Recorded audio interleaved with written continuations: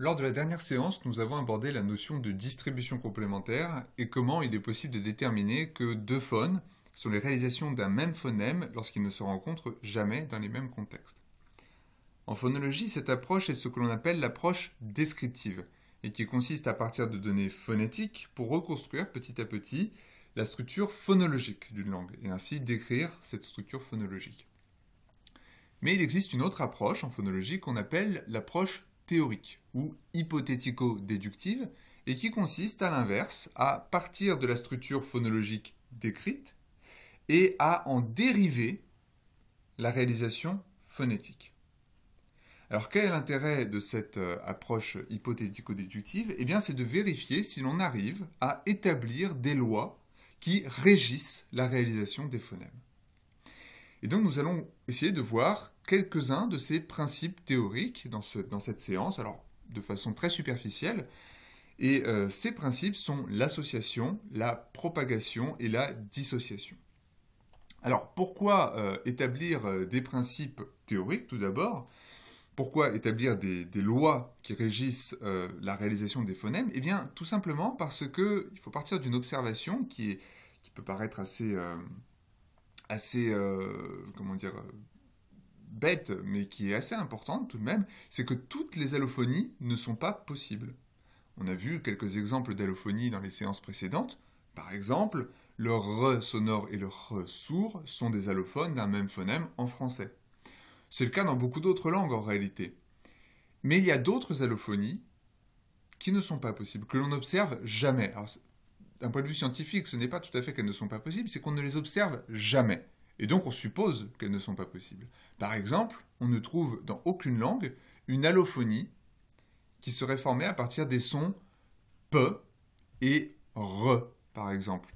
Donc, dans aucune langue, le P et le R ne sont les allophones d'un même phonème. Et alors pourquoi certaines allophonies sont possibles et pourquoi d'autres ne sont pas possibles ? C'est une première question que l'on pourrait se poser. On pourrait même aller un petit peu plus loin d'ailleurs, et on peut se rendre compte que certains allophones ne se rencontrent que dans des contextes particuliers et pas dans d'autres. Par exemple, si je prends le R sonore et le R sourd du français, le R sourd s'observe à côté des obstruantes sourdes et le R sonore s'observe partout ailleurs. Eh bien, il n'existe pas de langue où ce serait exactement l'inverse, où le R sonore se trouverait à côté d'obstruantes sourdes et le R sourd s'observerait partout ailleurs. C'est donc qu'il n'existe pas seulement des contraintes sur les allophonies, mais également sur la distribution des allophones. Et donc il est important d'essayer d'établir les lois qui régissent toutes ces contraintes. Eh bien, on va voir que cette dérivation, cette réalisation des allophones, elle se fait par trois mécanismes. Et on va commencer par l'association. Alors il faut revenir sur certains éléments de la phonologie structurale que l'on avait déjà abordés précédemment. Premier de ces éléments, qu'est-ce que c'est qu'un phonème ? Qu'est-ce que c'est qu'un phonème ? On a vu qu'un phonème, c'était un objet abstrait, qui était une unité distinctive de sens, et on a vu plus particulièrement que ce phonème, on pouvait le mettre au jour à partir de deux opérations, que sont la commutation et la permutation. La commutation étant une opération qui se déroule sur l'axe paradigmatique, et la permutation étant une opération qui se déroule sur l'axe syntagmatique. Et on a vu également que le phonème était une unité, en tant qu'unité, quelque chose de discontinu, c'est-à-dire qu'il y a des frontières nettes qui ne peut être, donc des frontières nettes qui ne peuvent être, décrites que comme étant l'intersection d'un point syntagmatique et d'un point paradigmatique. D'accord ? Autrement dit, le phonème, c'est un objet qui commute et qui permute. Bon. Et ça, c'était un point important, hein, donc j'espère que ça reste, que c'est encore un peu frais dans vos esprits. Peut-être si je dois résumer en juste quelques mots. Ce que l'on avait vu donc, il y a déjà au début du semestre, c'était que les objets dans la nature ne sont pas discontinus. Ils n'ont pas de frontières nettes, que ce soit les sons, les couleurs, peu importe. Ils n'ont pas de frontières nettes. Et si nous, on les perçoit comme étant des blocs de Lego qui ont des frontières nettes, c'est simplement parce que ces objets font partie de deux ensembles. L'ensemble syntagmatique et l'ensemble paradigmatique dans ce qui nous intéresse, ou par exemple si on reprend la métaphore, je ne sais pas, des chats, d'accord, une métaphore que j'ai utilisée plusieurs fois dans plusieurs séances, si vous arrivez à distinguer un chat par rapport aux autres, c'est que ce chat ne fait pas seulement partie de l'ensemble chat, il fait également partie de l'ensemble, par exemple, blanc. D'accord ? Et donc ce chat, il est blanc, il est différent des autres parce qu'il est blanc, parce qu'il fait partie aussi de l'ensemble blanc. Et bien c'est pareil avec les phonèmes. Un phonème dans un mot, un phonème se distingue des phonèmes qui sont à côté de lui parce qu'il fait partie d'un autre ensemble que l'ensemble syntagmatique, il fait partie d'un paradigme. Voilà. Voilà, donc ça c'est pour revenir sur un petit peu ce qu'on avait vu précédemment. Et on avait également abordé une autre notion, le prosodème. Et le prosodème, c'est une unité qui ne fait que commuter ou que permuter. Donc ça, vous reviendrez sur les diaporamas précédents et sur vos notes de cours. Par exemple, un exemple de prosodème syntagmatique, c'est l'accent. L'accent ne peut que permuter, c'est-à-dire qu'il est soit dans une position du mot, soit dans une autre position du mot, mais il ne peut pas ne pas être dans le mot ou être dans toutes les positions du mot. Ce n'est pas possible. D'accord ? Donc il ne fait que permuter. On ne peut pas le remplacer par zéro. Ok ? Donc l'un des exemples les plus connus, c'est l'exemple de mouka, qui veut dire farine en russe, et mouk, qui veut dire le tourment, toujours en russe. Voilà, donc là on a une permutation, soit l'accent est à la fin du mot, soit au début du mot, mais on n'a pas d'accent sur les deux syllabes ou une absence totale d'accent. Donc pas de commutation. Donc ça c'est un prosodème, et ça signifie que la différence entre le prosodème et le phonème, eh bien c'est que le prosodème n'est pas l'intersection d'un syntagme et d'un paradigme. Autrement dit, ce n'est pas une unité clairement distincte des autres unités, d'accord ? Puisqu'il ne fait pas partie de deux ensembles, mais d'un seul ensemble. Soit uniquement de l'ensemble syntagmatique, c'est le cas de l'accent, comme je viens d'en parler, ou de l'ensemble paradigmatique, si le prosodème ne fait que commuter. Bon. Et ça, c'est un point important. Donc, je vais revenir un petit peu dessus après, mais c'est un point important. Autre point qu'il faut rajouter avant de comprendre la suite du raisonnement, les phonèmes sont des unités qui sont autonomes, qui peuvent se réaliser seules. Alors, les voyelles, vous en doutez, A, I, OU peuvent même former des mots seuls. Alors le A, c'est le verbe avoir par exemple, OU, quand vous demandez où il est, où, très bien, etc., etc. O, c'est l'eau, bon, voilà. Et les consonnes également peuvent se réaliser seules. Alors, pas dans un énoncé, d'accord, mais je peux réaliser le son N tout seul, par exemple, ou le son T tout seul. Et je peux avoir des morphèmes qui ne contiennent que ces sons. Bien. Et à la différence des voyelles et des consonnes, les prosodèmes ne peuvent pas se réaliser seuls. Alors, les prosodèmes les plus fréquents, ce sont des prosodèmes qui sont réalisés par de la prosodie. La longueur, l'intensité ou la hauteur. Donc l'accent, la longueur ou le ton. D'accord ? Donc ces prosodèmes ne peuvent pas se réaliser seuls. Je ne peux pas réaliser de la longueur sans qu'un segment en particulier soit long. Je ne peux pas réaliser de l'intensité sans qu'un segment en particulier soit intense. Et je ne peux pas réaliser de la hauteur sans qu'un segment en particulier soit haut ou bas. Donc, c'est une des grosses différences entre les prosodèmes et les phonèmes, en plus de la différence mentionnée plus haut, c'est que les prosodèmes ne peuvent pas se réaliser seuls, tandis que les phonèmes peuvent se réaliser seuls. Et donc, on voit une corrélation entre un élément de substance phonétique et un élément de structure phonologique. Les phonèmes, qui sont l'intersection d'un syntagme et d'un paradigme, sont autonomes. Les prosodèmes, qui ne sont pas l'intersection d'un syntagme et d'un paradigme, ne sont pas autonomes. Autrement dit, on en arrive à la généralisation suivante. Pour qu'un objet phonologique, que ce soit un prosodème ou un phonème, puisse être réalisé, il faut qu'il soit le résultat d'une intersection. D'accord ? Et c'est assez normal, puisque l'on a vu précédemment, dans les séances précédentes, qu'une unité était nécessairement définie par l'intersection de deux ensembles. Donc le prosodème, pour pouvoir devenir une unité d'un mot, il faut également qu'il soit à l'intersection de deux ensembles. Alors là, vous me direz, mais alors quelle est la différence avec un phonème? Si un prosodème doit résulter de l'intersection de deux ensembles, qu'est-ce qui le distingue d'un phonème? Eh bien, la grosse différence entre le phonème et le prosodème, ce n'est pas tant l'intersection que la prédictibilité de l'intersection.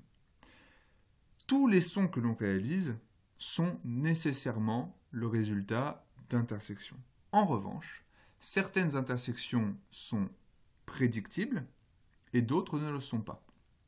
Les phonèmes sont des intersections qui ne sont pas prédictibles.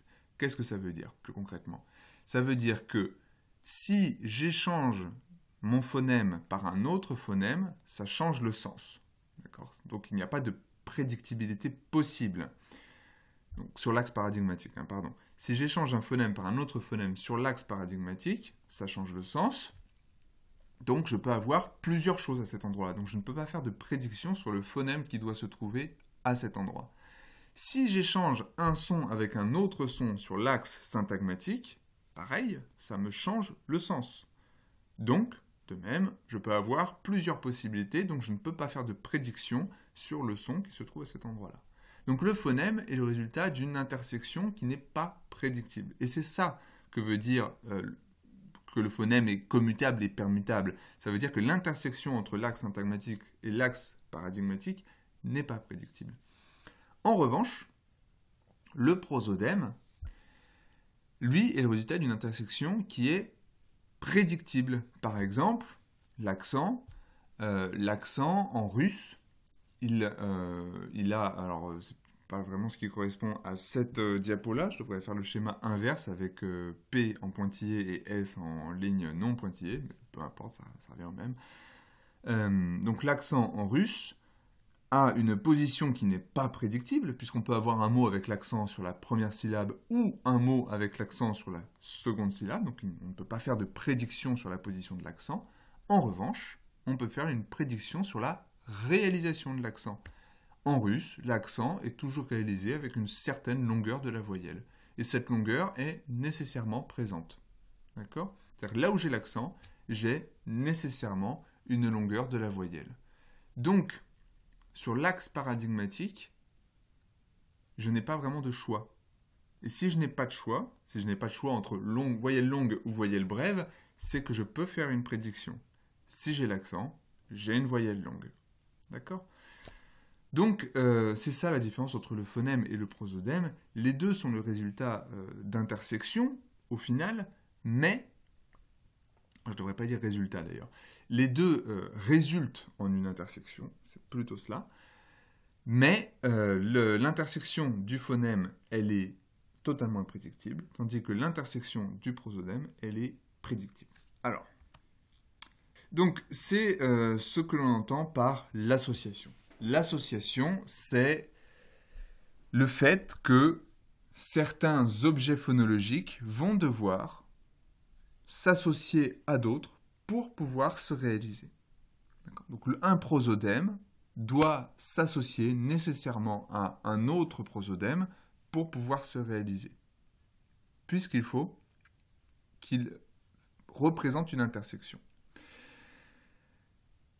Donc c'est ce qu'on appelle l'association, et dans le modèle autosegmental, on n'utilise pas ces représentations avec des traits, avec marqué syntagme ou paradigme, etc. On utilise des représentations un petit peu plus simples, où les éléments du syntagme, qu'on appelle des positions, sont représentés par exemple par des X, d'accord ?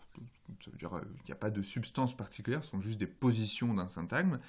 Et les objets du paradigme, les traits ou les phonèmes, sont représentés par des éléments autres que X. Alors ici j'ai mis T pour trait, mais ça peut être sourd entre crochets ou un symbole API, n'importe quoi. Et l'intersection entre les deux est représentée par une ligne qu'on appelle une ligne d'association. Donc lorsque la position est toute seule, elle ne peut pas, donc lorsque le X est tout seul, elle ne peut pas être réalisée. C'est normal, une position seule, ça ne se réalise pas, ça ne veut rien dire. Et lorsque le trait est tout seul, il n'a pas de position, donc il ne peut pas être réalisé. Et pour qu'il soit réalisé, il faut que je les associe ensemble. D'accord ? Voilà. Et l'association des deux me donne la réalisation du mot. Donc, on va faire maintenant la différence entre ce qu'on appelle la forme phonémique, qui ne contient que ce qui est distinctif, donc tout ce qui est non prédictible.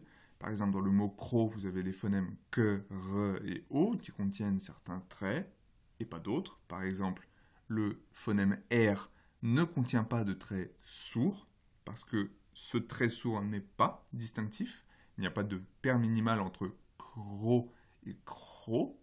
Okay, alors que, en revanche, la forme phonique contient tous les traits phonétiques. Donc, tous les éléments, qu'ils soient distinctifs ou pas. D'accord ? Et c'est ça la différence. Et ces éléments qui sont non distinctifs, eux, sont prédictibles. Par exemple, cro, j'ai un re qui est phonétiquement sourd, pas phonémiquement, mais phonétiquement sourd. La surdité du re, elle est totalement prédictible, puisque systématiquement, dès que j'ai un phonème R à côté d'une consonne sourde, ce phonème R serait réalisé sous forme sourde. D'accord ? Donc, ce sont des traits qui sont prédictibles. Autrement dit, des résultats d'une association. Et le but de la dérivation, c'est, donc le terme qui sert de sujet à ce cours, c'est justement de comprendre comment on passe de la forme phonémique à la forme phonique. Forme phonétique, si vous préférez. Donc comment on passe d'une forme qui ne contient que des traits distinctifs à une forme qui contient des traits non distinctifs. Donc on pourrait partir, et c'est le postulat qu'on avait eu au début du semestre, on pourrait partir du principe que c'est complètement aléatoire. Mais ça ne l'est pas totalement en réalité. Alors, on peut avoir des explications phonétiques, de l'ordre articulatoire, donc avec les anticipations ou les retards des articulateurs, quelque chose qu'on a déjà abordé, mais on peut aussi voir tous ces phénomènes-là de façon un peu plus abstraite avec le modèle autosegmental, et ça a des intérêts qu'on n'aura pas vraiment le temps d'aborder ce semestre, mais ça a des intérêts. Bon.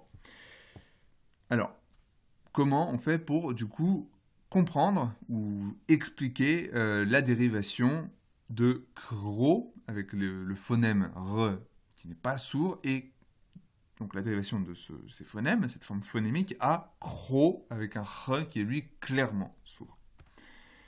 Et bien pour cela, il faut qu'on aborde, qu'on admette certains axiomes, c'est-à-dire certains principes que l'on ne peut pas démontrer et que l'on va admettre comme étant vrais, puis c'est tout. Donc, par exemple, un de ces principes, c'est que la parole est une chaîne de phones.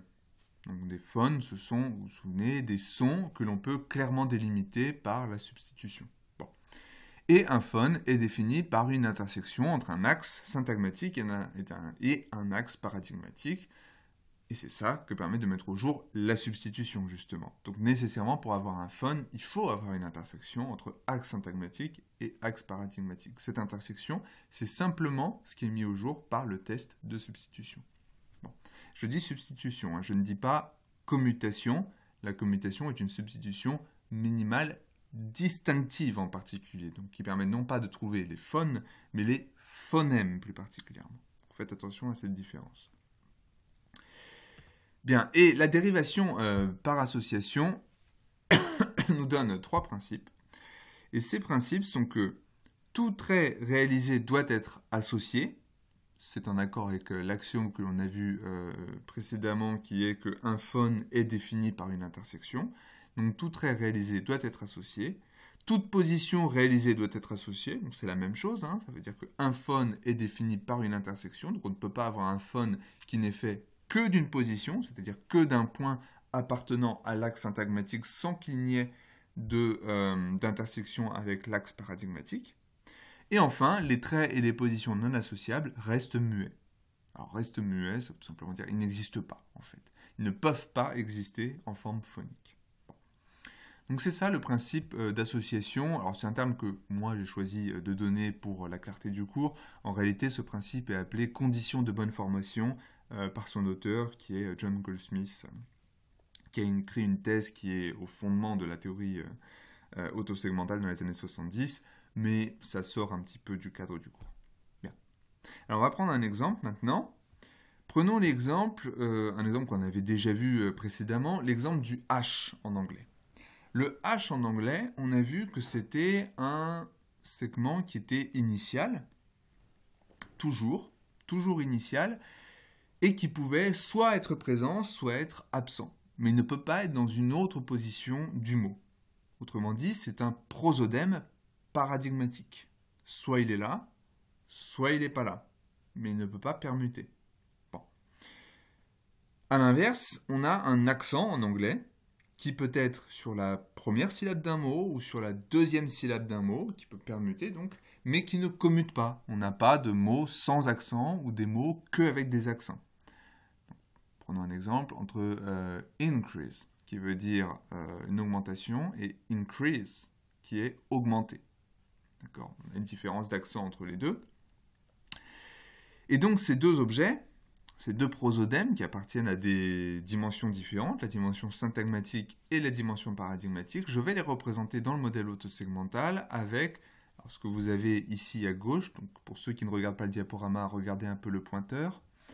Donc ici, vous avez une représentation, le pointeur a glissé, vous avez une représentation phonémique avec les phonèmes qui sont représentés par des prosodèmes syntagmatiques et prosodèmes paradigmatiques associés en forme phonémique, parce que ces associations ne sont pas prédictibles. Vous avez l'accent, qui est représenté par un prosodème syntagmatique, donc une position, représentée par un X, et un prosodème paradigmatique, qui est représenté par un objet, ici un tout simplement, sans position. C'est pour ça qu'il est entre parenthèses. C'est-à-dire qu'on ne sait pas où il se place, il flotte, il est flottant. Bon. Et qu'est-ce qui se passe en forme phonique? Il se passe que ces deux objets, puisqu'ils sont seuls et ils sont chacun tout seuls et qu'ils doivent être associés à un prosodème de la dimension opposée pour pouvoir se réaliser, eh bien ces deux prosodèmes donc s'associent. C'est ce que vous avez dans le deuxième schéma, où une ligne d'association se crée entre les deux pour que chacun puisse être réalisé. Et comment le mot finit par être réalisé? Avec un h initial. L'accent ici se retrouve avec une réalisation qui est prédictible. Cette réalisation, c'est le h. Et le h se retrouve dans une position particulière qui est prédictible, la position initiale, par association à la position de l'accent. Voilà, donc c'est ça une dérivation par association. On a une représentation phonémique, qu'on appelle aussi représentation sous-jacente, dans laquelle on a des objets phonologiques que l'on a décrits pendant toute la première partie du semestre, des phonèmes et des prosodèmes, et les principes du modèle autosegmental nous permettent de comprendre comment on arrive de cette structure avec un H qui n'a pas de position particulière et un accent qui n'a pas de réalisation particulière, à une structure où on a un H qui est initial et un accent qui est réalisé avec ce H. D'accord ? Autre exemple, la liaison en français. La liaison, vous savez que c'est un phénomène d'alternance entre une consonne et une absence de consonne à la fin d'un mot, en fonction de ce qui se passe à droite de ce mot. Bon. Eh bien, dans un mot comme petit, par exemple, on sait qu'il y a un phonème T à la fin. D'accord ? Parce que ce phonème T, il apparaît au féminin, il apparaît devant des voyelles, mais quand on est en fin de mot, il n'apparaît pas. D'accord ? Donc ce phonème T, eh bien, généralement, on admet qu'il est flottant, un peu comme le H de l'anglais précédemment. Donc c'est un trait flottant, un prosodème, autrement dit, un prosodème paradigmatique qui n'a pas de position particulière. Et du coup, comment se fait-il qu'il s'associe à la fin du mot, et pas au début du mot ou en plein milieu du mot? Alors, il existe des cas où la liaison peut se faire de façon non linéaire, c'est-à-dire où la consonne finale d'un mot se retrouve non pas juste à la fin du mot, mais plus loin ou avant.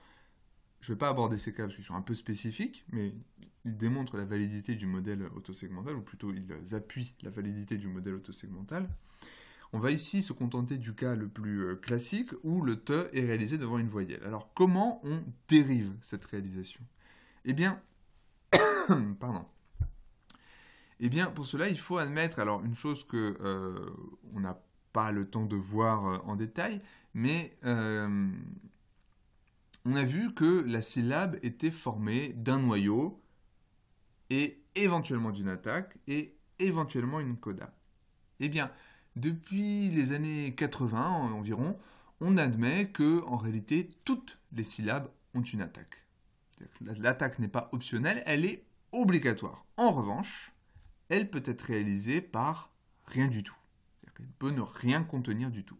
Alors c'est quoi un objet qui est positionnel et qui ne se réalise par rien du tout? Eh bien c'est un objet syntagmatique. Autrement dit, une position représentée par un X ici juste devant le mot ami. Vous voyez ?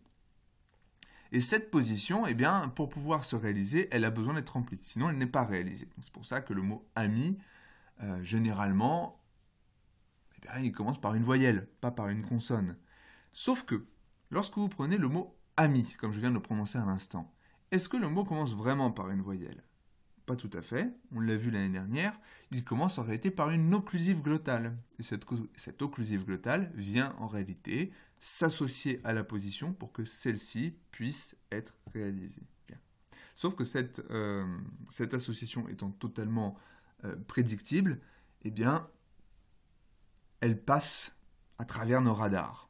C'est-à-dire qu'on n'en a pas conscience. Mais si on est phonéticien, et vous êtes un peu phonéticien maintenant, vous devriez avoir conscience de cette occlusive glottale au début du mot « ami », pris isolément. Bon. Et revenons maintenant à la liaison. On a donc une position vide au début du mot « ami », on a un « te » flottant à la fin du mot « petit ». Chacun de ces deux éléments doit pouvoir s'associer pour être réalisé. Alors si le mot « ami » est tout seul, la position ne peut pas se réaliser sauf par une occlusive glottale. Si le mot petit est tout seul, le te ne peut pas se réaliser parce qu'il ne peut pas s'associer à une position. Par contre, si on les met ensemble, le te et la position au début du mot ami peuvent s'associer et il se passe ce que vous avez dans le schéma à droite. Le te et la position étant associés, on a une consonne qui se prononce et ça nous donne petit ami. Donc voilà un deuxième exemple de ce que peut permettre de comprendre le principe d'association dans le modèle autosegmental. On peut comprendre comment se réalise la liaison. Et alors là, vous pourriez me dire, alors qu'est-ce qui se passe devant une consonne? Pourquoi le te ne s'associe pas devant un mot qui commence par une consonne? La réponse est assez simple, vous avez tous les éléments pour le comprendre. Un mot qui commence par une consonne est un mot qui a une position attaque remplie. Donc par exemple, mettons qu'à la place de ami, on a le mot tapis. Eh bien, tapis a une position attaque remplie par le son te. Autrement dit, il n'y a pas de position disponible pour le te flottant de petit, et donc ce te n'est pas réalisé, puisqu'il est obligé de rester flottant. Et parmi les principes qu'on a vus tout à l'heure, on a vu que un objet phonologique qui n'est pas associé ne peut pas se réaliser. Bon. Donc le modèle autosegmental permet de comprendre certains phénomènes d'alternance entre des consonnes et des absences de consonnes, ou inversement, entre des voyelles et des absences de voyelles.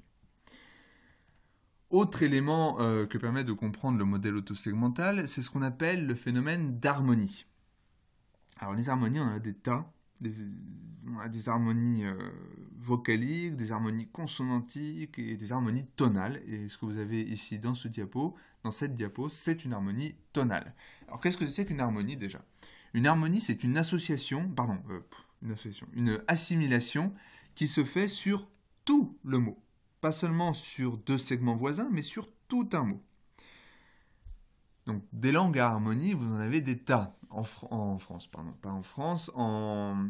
Europe, le hongrois, le finnois, dans une moindre mesure l'estonien, sont des langues à harmonie vocalique. C'est-à-dire qu'on a des assimilations qui se font entre toutes les voyelles d'un mot. Par exemple, en finnois, un mot a soit que des voyelles postérieures, soit que des voyelles antérieures. Alors, des petites exceptions avec le i et le e, on passe à côté, c'est pas grave, mais dans la globalité de la langue, c'est ça. Un mot n'a que des voyelles antérieures ou que des voyelles postérieures, et comment on l'explique? On l'explique par l'assimilation. C'est-à-dire qu'il y a une des voyelles qui assimile toutes les autres avec le paramètre d'antériorité. Dans les autres mots, on a une voyelle postérieure, par exemple, qui assimile toutes les autres avec la valeur de postériorité. Ok? Bon. Et donc, dans une langue à harmonie tonale, comme le mende, que vous avez face à vous, dont vous avez un exemple, Eh bien, il se trouve que dans un mot, on peut avoir, par exemple, toutes les voyelles avec exactement le même ton. Alors, c'est un peu plus compliqué que ça, en réalité, parce que vous avez différents schémas tonaux. Des fois, vous avez des mots qui ont 3 tons, mais disons qu'il y a plusieurs catégories de mots, et dans certaines catégories de mots, vous avez soit que un ton bas, d'autres, vous avez soit que un ton haut, d'autres, vous avez un ton haut et un ton bas qui se suivent, d'autres, vous avez etc., etc. Et dans la catégorie des mots qui ont un ton haut, eh bien le ton haut ne se retrouve pas que sur une voyelle, mais sur toutes les voyelles. Et alors comment on l'explique? Eh bien, il se trouve que le ton haut n'appartient à aucune des voyelles en particulier, puisque la permutation, en tout cas sur le plan phonologique, puisque la permutation n'est pas possible. Donc dans un mot comme hawama, vous avez 3 tons hauts, il n'y a pas de permutation possible. Donc le ton haut est un objet qui est prosodémique. Il ne peut que commuter, être remplacé par un ton bas par exemple, mais il ne peut pas changer de place dans le mot. D'accord ? Donc il n'appartient à aucune voyelle. Sur le plan phonémique, encore une fois. Sur le plan phonétique, sur le plan phonique, il appartient à toutes les voyelles. Et donc pour comprendre comment il se retrouve associé à toutes les voyelles, il faut avoir recours au modèle autosegmental. Alors, ici, eh bien, il faut pouvoir dire que le ton étant flottant, il a besoin de s'associer à des positions qui sont compatibles, disons, par exemple des voyelles, et que les voyelles ont besoin également d'un ton. Alors, c'est un élément qu'on va voir un petit peu après. Donc les voyelles ont besoin également d'un ton. Les deux s'associent donc à chaque syllabe du mot, et on se retrouve avec un mot avec que des tons hauts. D'accord ? Et c'est ça, une harmonie tonale. Donc, dans une langue où ce sont les traits de postériorité et d'antériorité, ben c'est le même principe, sauf qu'à la place du ton haut, vous avez le trait antérieur ou le trait postérieur. Voilà. Donc, c'est ça le principe d'association. C'est un principe qui nous permet de comprendre comment on passe d'une forme phonémique où des objets ne sont pas associés ou dans laquelle certains objets n'existent que de façon flottante, où on n'a que des positions qui n'ont pas de substance, donc, à une structure phonique où on a des choses qui sont prédictibles. Et la prédictibilité de ces structures phoniques, elle est implémentée par ce principe d'association. Bien. Et maintenant, on va voir un autre aspect de l'association qu'on appelle la propagation. Alors, ce n'est pas totalement distinct de l'association, puisqu'il s'agit toujours plus ou moins d'une association en réalité. C'est-à-dire qu'on a deux objets qui s'associent. La différence, c'est que la propagation, c'est l'association d'un objet déjà associé à un autre objet, ou l'association d'un objet à un objet qui est déjà associé, dans les deux sens. Donc vous allez voir ce que ça signifie. Alors tout d'abord, il faut aborder juste quelques éléments en plus pour pouvoir suivre le raisonnement. Premier élément, on a vu ce qu'étaient les segments dans les cours précédents. Alors je ne sais plus si j'ai vraiment insisté sur ce point ou pas, mais on a vu que les segments, c'était différentes unités de l'axe syntagmatique qui étaient délimitées par l'axe paradigmatique. Autrement dit, un segment, que ce soit une consonne, une voyelle, c'est la manifestation de l'axe paradigmatique à chaque point de l'axe syntagmatique. Ce que vous avez représenté sur le diaporama. Ici, vous avez 3 segments, puisque 3 intersections entre l'axe syntagmatique et l'axe paradigmatique. Et la question qu'on peut se poser maintenant, qu'est-ce que c'est que l'inverse? C'est-à-dire, qu'est-ce que c'est que la manifestation de la dimension syntagmatique à différents points de la dimension paradigmatique? D'accord, vous voyez tous, j'ai un petit peu changé l'image, et là, au lieu d'avoir 3 intersections entre P, P', et P'' et S, j'ai 3 intersections avec S', S', S'' et P. Donc un seul axe paradigmatique avec plusieurs axes syntagmatiques. Bon, et donc qu'est-ce que c'est que cela? Eh bien, il faut que vous imaginiez qu'on est à chaque fois au même point de l'axe syntagmatique. Donc ces 3 intersections ne sont pas des objets qui peuvent permuter. Ce ne sont pas des objets qui se suivent sur l'axe syntagmatique, mais qui se superposent sur l'axe syntagmatique. En revanche, ce sont différents points de l'axe paradigmatique. Autrement dit, ce sont différentes valeurs de traits. Et là, vous avez la réponse. Ces différentes manifestations de la dimension syntagmatique à chaque point de l'axe paradigmatique, ce sont tout simplement les différents traits qui rentrent, ou les différents paramètres qui rentrent dans la composition d'un segment. Donc, par exemple, dans une voyelle, vous avez la nasalité, vous avez la labialité, l'intériorité et l'aperture. Eh bien, chacun de ces 4 paramètres sont une intersection entre un axe paradigmatique et une manifestation de la dimension syntagmatique. Bon. Et on emploie un terme en phonologie pour désigner ces différentes strates. Et ce terme, ce n'est pas paramètre, mais c'est une tire. On appelle une tire disons, ce qu'on a appelé jusqu'à présent en phonétique, un paramètre d'un segment. Donc, par exemple, la sonorité est un paramètre, et donc c'est représenté en phonologie sous la forme d'une tire. C'est-à-dire que c'est l'intersection entre l'axe paradigmatique, un axe paradigmatique, et une manifestation de l'axe syntagmatique. Bien. On continue. Sous forme autosegmentale, les tires ne représentent qu'une seule valeur de trait. Donc par exemple, qu'une seule valeur de trait, non, je devrais dire plutôt qu'un seul paramètre. C'est un petit peu ambigu ce que j'ai marqué ici. Qu'un seul paramètre. Donc par exemple, sur la tire qui est ici, vous avez ici 3 positions, d'accord, les X. Sur la tire qui est ici, mettons que vous avez la sonorité, d'accord, et vous avez ici donc un trait sourd, et là peut-être un trait sonore. Ici vous avez l'antériorité, avec ici un trait, disons, postérieur, qui est l'absence de trait antérieur, et ici un trait antérieur, un trait antérieur. Et ici, la labialité, je ne sais pas, avec arrondi, et ici, rien du tout n'est associé. Bon. Mettons. Le phonème, encore une fois, c'est l'association imprédictible de 2 prosodèmes. D'accord ? Et l'allophone, c'est un ensemble d'associations, y compris prédictibles, de prosodèmes. L'allophone, donc peut-être l'association de 2 objets qui sont déjà associés sur le plan phonémique, mais aussi l'association de 2 objets qui ne sont pas associés sur le plan phonémique. Donc l'allophone, c'est l'ensemble de tout ça.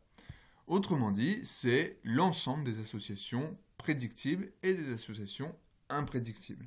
D'accord ? C'est ça un allophone. Et donc on va voir maintenant quelques exemples de propagation. Alors, prenez ces données de l'italien. Vous avez ici ce qu'on appelle un allongement des voyelles sous accent. Alors, on va comparer la forme phonémique et la forme phonétique pour que ce soit bien clair. En forme phonémique, vous avez dans ces mots un certain nombre de segments et vous avez un accent qui peut tomber sur la première syllabe ou sur la deuxième. Donc, dans le premier exemple, malato, vous avez un accent sur la deuxième syllabe. Dans le deuxième, toma, vous avez un accent sur la première syllabe. Et capra, pareil, un accent sur la première syllabe. Bon. Cet accent, il a une position. Okay ? Et il représente une position. C'est un objet prosodémique, qui est un objet défini donc par l'axe syntagmatique. Et il se trouve que sa réalisation implique un allongement de la voyelle tonique. C'est ce que vous avez dans la deuxième colonne. Avec malato, vous avez un A long, toma, vous avez un O long, et capra, vous avez un A long. Cet allongement de la voyelle tonique, il est totalement prédictible. C'est-à-dire que sous un accent, dans une syllabe accentuée, vous ne pouvez pas avoir une voyelle non longue, c'est-à-dire brève. Vous ne pouvez pas avoir une voyelle brève. Il y a donc une distribution complémentaire entre voyelle brève et voyelle longue. S'il y a une distribution complémentaire, c'est qu'il s'agit d'un seul et même phonème. Une voyelle, par exemple A pour malato, c'est une voyelle A, comme ici dans la première colonne, qui n'est pas particulièrement longue, pas particulièrement brève, qui n'a simplement aucun trait de durée. Mais cette voyelle se retrouve quand même longue en forme phonique. Comment ça se fait ? Est-ce que c'est du pur hasard et il n'y a rien à en dire, ou est-ce qu'on peut le prédire ? Est-ce que notre modèle peut prédire, à partir de la structure que vous avez dans la première colonne, la prononciation que vous avez dans la deuxième colonne. C'est ça qui nous intéresse. Eh bien, il se trouve que oui. Regardez les représentations que vous avez ici. La première représentation vous donne le mot cabra sous sa forme phonémique, avec des phonèmes qui sont des associations qui ne sont pas prédictibles et qui sont donc présentes en forme phonémique. Et puis vous avez un X qui est tout seul. Ce X qui est tout seul, c'est un objet qu'on a déjà vu, l'accent. D'accord ? Donc un objet prosodémique qui ne peut que permuter, qui ne peut pas commuter. Bien, l'accent donc. Et cet accent, pour être réalisé, il a besoin de s'associer à quelque chose. Ce quelque chose, ça doit être un trait, c'est-à-dire un objet prosodémique qui appartient à la dimension paradigmatique cette fois-ci. Sauf que ici, contrairement à ce qu'on a vu tout à l'heure avec le H de l'anglais, on n'a aucun objet flottant dans capra. On n'a aucun objet flottant. Donc à quoi peut s'associer cette position ? Alors il y a deux choses. Soit cette position ne peut pas être associée et elle ne se réalise pas, soit elle s'associe à quelque chose qui existe déjà dans le mot et qui est déjà associé. Et c'est ce que vous avez là avec l'association du A, qui est déjà associé à une position, mais qui vient également s'associer à la position de l'accent. Et cette double association fait que le A, il est sur deux positions.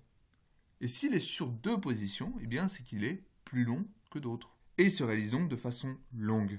Autrement dit, la présence de l'accent et sa représentation abstraite permet de prédire la réalisation de la voyelle. Le fait que la voyelle sera réalisée de façon longue. Et ça, c'est intéressant. On n'a pas eu besoin d'avoir recours à notre connaissance de l'appareil phonatoire ou de la cognition humaine pour comprendre cet allongement de la voyelle.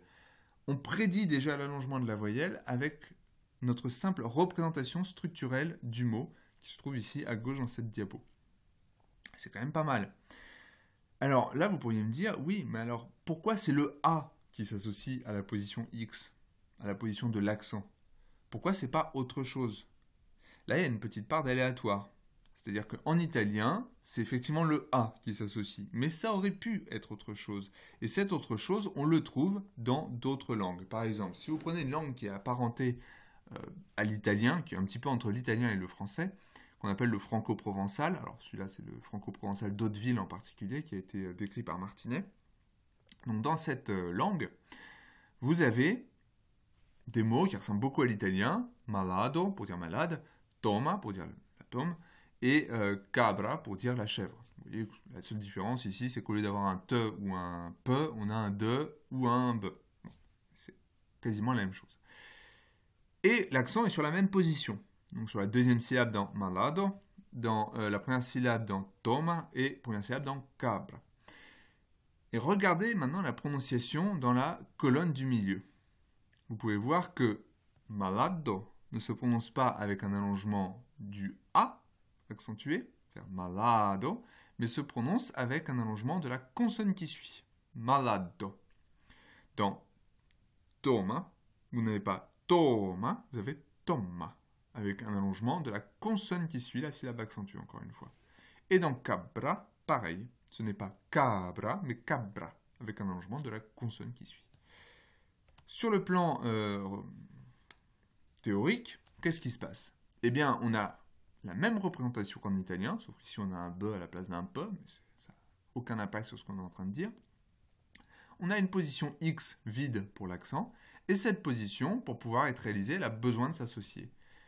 Elle aurait pu s'associer au A, comme en italien, donc on aurait eu dans ce cas-là cabra, mais elle peut aussi s'associer à autre chose, par exemple le be qui est tout aussi près. D'accord ? Et si cette position s'associe au be, alors le be est sur deux positions, il se propage sur deux positions, on a donc un be qui est allongé et qui se prononce donc avec une durée plus grande. Cabra. Autrement dit, le modèle autosegmental ici nous permet de comprendre pourquoi l'accent peut provoquer l'allongement d'une voyelle ou l'allongement d'une consonne. Et on n'a pas eu besoin d'avoir recours à des notions phonétiques. Simplement avec notre connaissance de la structure de la langue, on peut faire cette prédiction. Et ça, c'est quand même un élément plutôt important qui est permis par un certain degré d'abstraction. Bien. Autre élément que permet de comprendre la propagation, c'est l'assimilation. Ce que l'on vient de voir ici, c'est aussi un exemple d'assimilation. C'est une assimilation totale, c'est-à-dire que on a un partage de tous les traits. D'accord ? C'est ça un allongement. On a un segment, le A ou le B ici, qui donne tous ces traits à la position voisine, au lieu de ne donner qu'une seule partie de ces traits. Mais c'est le même principe lorsqu'on a une assimilation partielle, comme en français, par exemple avec gros, vrai et pris. J'essaye de faire un re sonore pour la version phonémique dans la première colonne, et qui se réalise cro, frais et pris, avec un re sourd. Comment se passe cette assimilation ? Eh bien, regardons ce qui se passe sur un modèle autosegmental, sur une représentation autosegmentale. Ici, vous avez le mot cro qui est représenté sous sa forme phonémique. Donc on a une voyelle O que je n'ai pas décomposée en traits, une fricative re qui est fricative et uvulaire. J'ai gardé le trait uvulaire et j'ai gardé le trait fricatif, même si on a vu que c'était un peu plus compliqué que ça. Mais j'ai enlevé le trait sourd, ou sonore d'ailleurs, puisque ce trait n'a aucun impact. D'accord ? Je peux enlever le trait sourd, mettre un trait sonore à la place, ou l'inverse, ça ne change absolument pas le sens du mot, je n'ai pas de commutation. Et ici, j'ai occlusive, vélaire, sourde. Et là, sourd est bien un trait phonémique, puisque si je mets sonore, ça me donne un mot d'un sens différent, le mot gros, qui veut dire totalement autre chose. Donc ce trait, ici, est bien présent. Eh bien, qu'est-ce qui se passe ? Il se passe que la fricative uvulaire, elle a ici un vide sur cette tire. Vous vous souvenez, la tire, c'est une ligne qui représente un paramètre articulatoire, ou phonétique, peu importe. C'est-à-dire articulatoire ou acoustique, ça n'a aucune importance. Donc on a une position vide ici sur cette tire, et cette position vide, elle doit être remplie, exactement comme le reste. D'accord ? C'est une sorte de position vide, en quelque sorte. Et pour être remplie, eh bien, il faut qu'un trait puisse s'y associer. Or, il n'y a qu'un seul trait qui peut s'y associer ici, c'est le trait sourd qui se trouve à sa gauche. Et donc ce trait sourd se propage, s'associe à la position à sa droite, et on se retrouve donc avec un re sourd.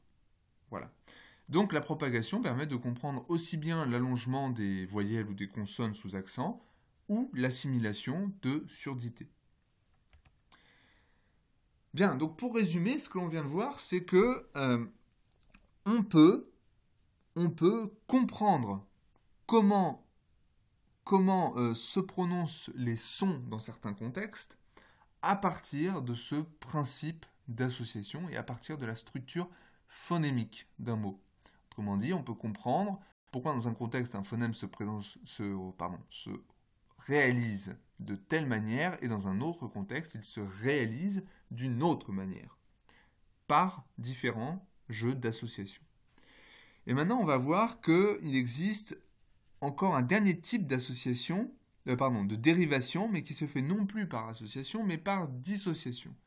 Et on va voir en quoi cette dissociation est un petit peu problématique sur le plan théorique, et comment dépasser ce problème.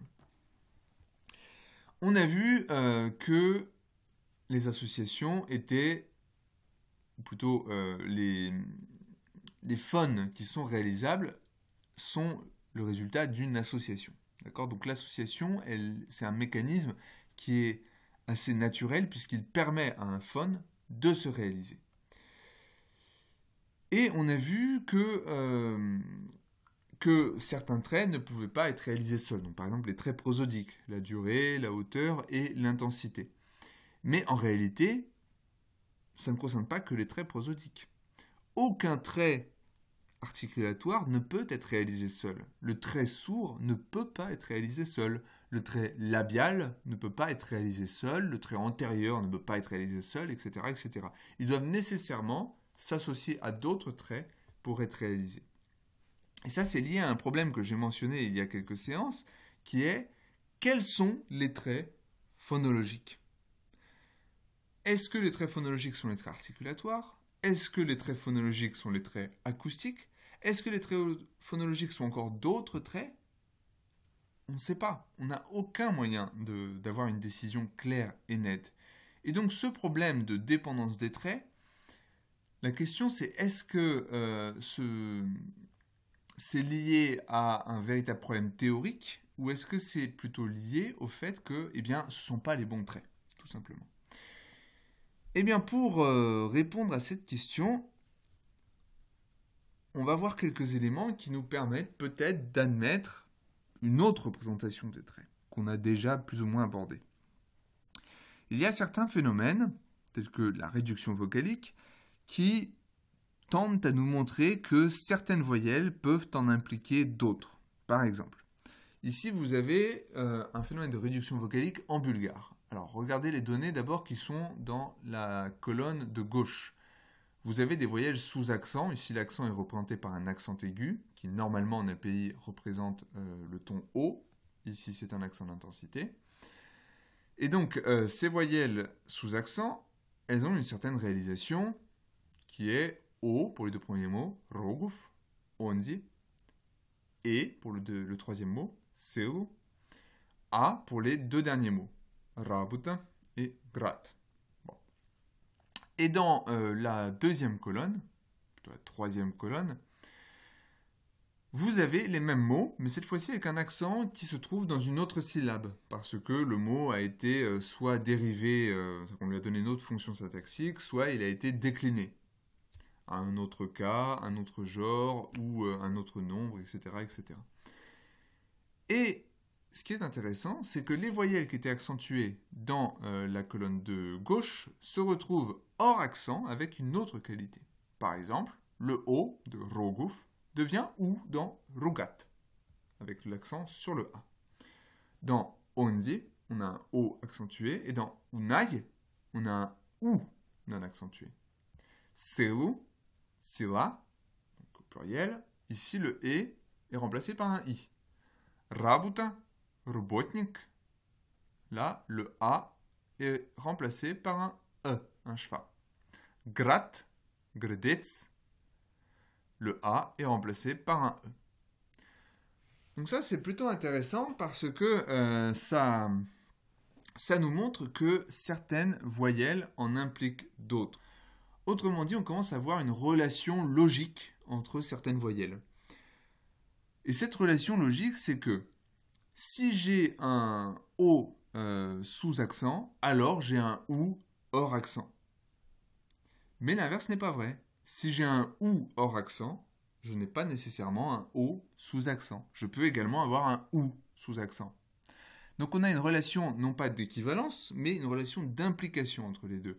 Le O implique un OU. Le O sous accent implique un OU hors accent. Et même chose, le E implique un I et le A implique un E. D'accord ? Bien. Et cette relation d'implication, eh bien, en termes d'ensemble, elle est assez simple à représenter. Ça veut dire que à l'intérieur d'un O, il y a quelque chose qui vient du OU. D'accord ? À l'intérieur de l'ensemble O, on a un ensemble OU. À l'intérieur de l'ensemble E, on a un ensemble I. Et à l'intérieur de l'ensemble A, on a un ensemble E. Même si ce dernier cas, on va le mettre un petit peu de côté. Et ça c'est un argument pour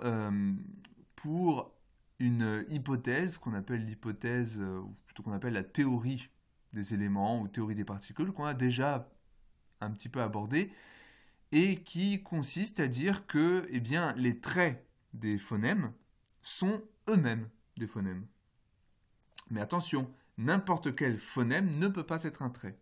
Il y a certains phonèmes qu'on appelle des phonèmes primitifs, qui existent dans toutes les langues, et qui n'impliquent aucun autre phonème, qui sont au bout de la chaîne d'implication. Et donc il existe certains phonèmes, ces phonèmes primitifs, qui peuvent être des traits de phonèmes plus complexes. Et ces phonèmes, pour les voyelles, sont le I, le A et le OU. Ce sont des voyelles qu'on trouve dans toutes les langues et qui sont à la fin de toutes les chaînes d'implication. Donc qu'est-ce que ça veut dire à la fin d'une chaîne d'implication ? Ça veut dire que lorsque j'ai dit, dans la diapo précédente que je remontre maintenant, lorsque j'ai dit que O sous accent implique un OU hors accent, eh bien je ne peux pas dire le OU sous accent implique autre chose qu'un OU hors accent. Donc le OU, s'il ne s'implique que lui-même, c'est qu'il est au bout de la chaîne d'implication. Donc il ne contient rien d'autre qu'un OU. Et c'est ça qui nous permet de dire que c'est un phonème primitif qui peut donc être dans la composition d'un autre phonème. Et donc ces compositions, eh bien, elles sont relativement simples. Si je mélange un A et un I, ça me donne un E. Si je mélange un A et un OU, ça me donne un O. Si je mélange un I et un OU, ça me donne un U. Si je mélange les trois ensemble, ça me donne un E. D'accord? Autrement dit, le I représente plus ou moins l'antériorité, le A représente plus ou moins l'ouverture ou l'aperture, et enfin, le degré ouvert, et le OU représente plus ou moins l'arrondissement. Simplement, au lieu d'être de simples traits, ce sont des phonèmes qui peuvent se réaliser à eux seuls, qui ont une réalisation autonome. C'est ça l'élément qui permet de faire la différence. Autrement dit, un trait tel qu'antérieur, eh bien, en réalité, c'est un phonème I. Un trait tel que arrondi, c'est en réalité un phonème OU. Autrement dit, c'est un objet autonome. Et puisque ce sont des traits, eh bien, on doit les retrouver non pas seulement sur les voyelles, mais aussi sur les consonnes. Alors, sur les consonnes, ces traits deviennent, pour I, la palatalité. Pour A, on admet généralement que c'est la dorsalité, mais pas seulement, c'est un peu compliqué. Certains admettent que c'est la coronalité, c'est-à-dire que c'est un trait que l'on retrouve dans les consonnes alvéolaires ou dentales. Et, ou plutôt, je devrais dire rétroflexe, pas dental, rétroflexe. Et le OU représente la labialité, donc l'équivalent de l'arrondissement. Bien. Mais la question, c'est quels sont les traits pour le mode d'articulation et pour l'assourdissement, la nasalité, etc. Alors là, on n'a pas vraiment de choses semblables dans le domaine des consonnes. Enfin, c'est un petit peu différent. On a quand même des sortes de réductions consonantiques. J'ai employé le terme ici sur cette diapo par simplicité. En réalité, c'est pas tout à fait la même chose. Par exemple, c'est pas sous accent. Mais il se trouve que les phénomènes de lénition permettent de nous informer un petit peu sur la composition des consonnes. Par exemple, on sait que dans certaines langues, les consonnes en position coda ont une réalisation qui est plus faible. Autrement dit, par exemple, dans l'exemple que vous avez ici, les mots masakan et sepakan en malais, dans un certain dialecte du malais, vont donner, dans la forme verbale, mesa et sepa. Qu'est-ce qui s'est passé? Le que, au lieu de se réaliser que, il se réalise e. D'accord? Et la relation d'implication qui n'est pas vraiment visible sur cette diapo, mais que je vous donne, c'est que le que, en attaque, implique une occlusive glottale en coda. Et en B, lorsque vous avez panghabisan, pangpasan, et à la forme verbale habe et kipah, ce qu'il faut remarquer ici, c'est que le se en position attaque implique un he en position coda. Bien, donc on peut arriver à... alors je remarque qu'il y a une erreur sur la diapo. Il est marqué pe en attaque si e en coda. Non, c'est que en attaque si et seulement si e en coda. Une petite erreur ici, a priori. Bien. Donc on a des relations d'implication à peu près similaires, ce qui nous permet aussi de retrouver certains phonèmes primitifs qui seraient des traits consonantiques. Ces phonèmes primitifs, généralement, on admet que c'est l'occlusive glottale, qui est une réalisation autonome, le E, c'est le H, et c'est le N. Le E nous donne l'occlusion, et chez les voyelles nous donne ce qu'on appelle la voix craquée. Alors la voix craquée, c'est le phénomène suivant, c'est lorsque vous parlez comme ça, avec une voix un petit peu craquée. Vous voyez, c'est ça la voix craquée. Donc c'est des sortes de petites occlusions qui se suivent. Le H, c'est généralement soit le trait sourd, soit le bruit que l'on a chez les fricatives, soit encore chez les voyelles, le ton haut. Et le N nous donne la nasalité, aussi bien chez les consonnes que chez les voyelles, mais depuis les années 90, fin des années 90, on arrive à dire que peut-être qu'il nous donne aussi le trait sonore ou le ton bas chez les voyelles. Bon. Donc tous ces éléments sont un petit peu complexes et je ne vous demande pas de les apprendre par cœur. Ce n'est pas l'objectif. Le but, c'est de vous faire comprendre que, pour régler ce problème d'absence d'autonomie des phonèmes, des traits, pardon, pas des phonèmes, il existe une théorie qui considère que les traits sont en réalité eux-mêmes des phonèmes. Mais pas n'importe quel phonème, des phonèmes primitifs qui sont à la fin d'une chaîne d'implication. Bien. Et donc, ces éléments, puisque ces traits ces phonèmes primitifs qu'on appelle des traits, on les appelle en réalité des éléments ou des particules, ces éléments peuvent être réalisés seuls, contrairement aux traits classiques que l'on a vus jusqu'à présent. Bon. Donc par exemple, une position associée au trait ou à l'élément H, eh bien, est réalisée H. Bien. Nous revenons maintenant sur la réduction vocalique que l'on a vue en bulgare. Alors, vous avez ici une schématisation des éléments de données qu'on a vus il y a quelques diapos. Vous avez dans le tableau de gauche les voyelles sous accent et dans le tableau de droite, les voyelles hors accent. Sous accent, vous avez 5 voyelles possibles. En réalité, il en manque une, il manque encore le E, peu importe. Donc ces 5 voyelles, c'est le I, le OU, le E, le O et le A. Le I, c'est l'élément I. Le OU, c'est l'élément OU. Le E, c'est l'ensemble des éléments A et I. Le O, c'est l'élément A associé à l'élément OU. Et le A, c'est l'élément A tout seul. Et hors accent, on n'a que 3 voyelles possibles, A, I, OU, qui sont les 3 éléments primitifs. Donc qu'est-ce qu'on remarque ? On remarque que la réduction, eh bien, c'est pas n'importe quoi. C'est pas juste le changement d'une voyelle vers une autre. C'est quelque chose de plus précis. Sous accent, on a possibilité d'avoir 2 éléments associés. Hors accent, on ne peut plus avoir 2 éléments associés. Phonétiquement, ça veut dire qu'on ne peut plus avoir le « et » et on ne peut plus avoir le « o ». Mais phonologiquement, ça veut dire qu'il y a une différence de nombre d'éléments possibles à associer. Sous accent, on peut avoir de 1 à 2 éléments. Hors accent, plus qu'un seul élément. Et donc, qu'est-ce qui s'est passé ? Eh bien, il s'est passé que hors accent, on a du coup une perte d'éléments. On a une perte de traits. Il y a un élément qui disparaît. Donc, par exemple, je redonne ici le mot c'est là. Alors, sous accent, on aurait du coup I et A. Donc, c'était ce qu'on avait tout à l'heure, selu, selu. Et ici, vous avez la représentation au pluriel avec l'accent sur la deuxième syllabe, sila. Donc, la forme phonique, elle se trouve à droite. Le A disparaît. On n'a plus de E, on a un I. On sait que c'est un E phonémique, puisqu'on a selu sous accent. Mais hors accent, le A disparaît. Pourquoi ? Donc c'est ça qu'on appelle la dissociation. C'est le fait qu'un A ou un autre élément disparaisse, se dissocie du reste. Et ça, c'est très bizarre. C'est très bizarre parce qu'on a vu que les éléments phonologiques cherchaient à se réaliser. Et pour cela, ils doivent s'associer. Comment se fait-il ici qu'un élément, du coup, pour passer à la forme phonique, cherche à se séparer du reste ? Ça n'a pas beaucoup de sens. Ça n'a pas beaucoup de sens. Donc cette dissociation est un problème théorique. En réalité, il faudrait pouvoir expliquer l'absence de l'élément A autrement que par sa chute.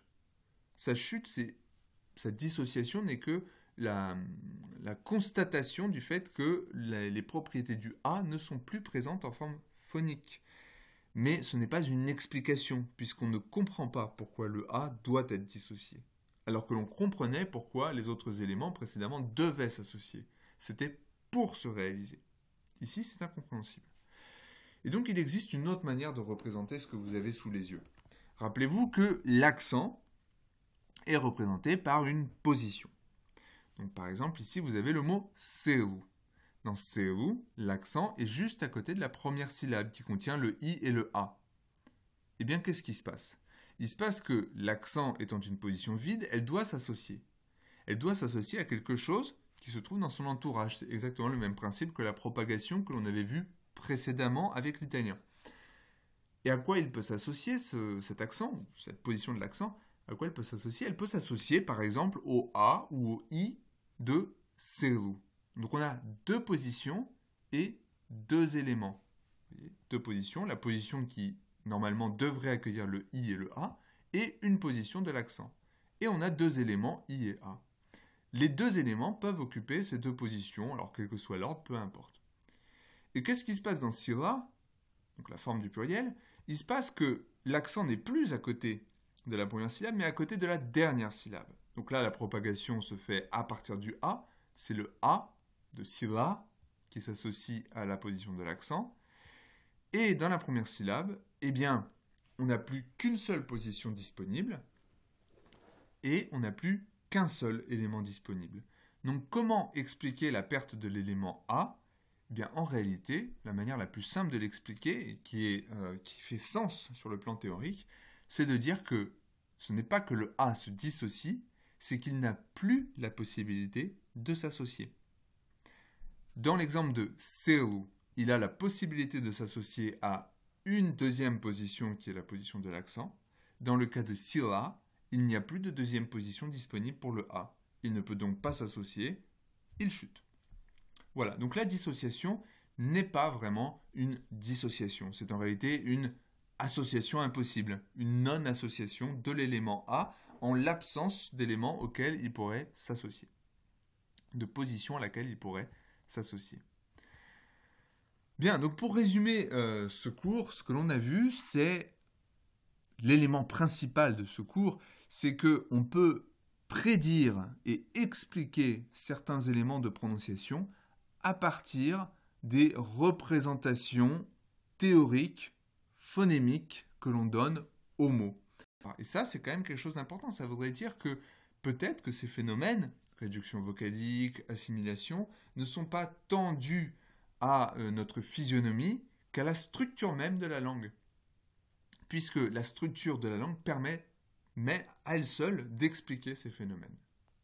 En bref, ce cours a permis de montrer que la phonologie, ce n'est pas qu'une discipline qui permet de décrire la structure de la langue, mais c'est également, à terme, une discipline qui permet d'expliquer les différentes prononciations d'un segment, que ce soit dans telle ou telle région ou dans tel ou tel contexte segmental, en fonction de la représentation que l'on a du mot sur le plan phonémique.